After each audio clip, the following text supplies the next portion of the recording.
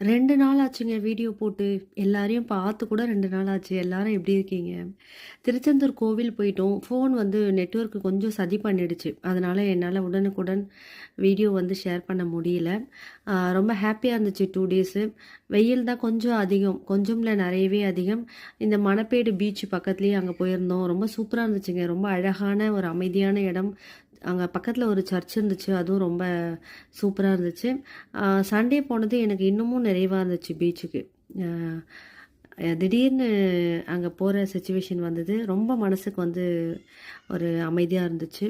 2 நாள் ஜாலியா 1 நாள் தான் ட்ரிப்பு. ஆனா 2 நாள் எங்களுக்கு வந்து போக, வர இதெல்லாம் சேர்த்து 2 நாள் கணக்கு எங்களுக்கு அவ்வளோதான்.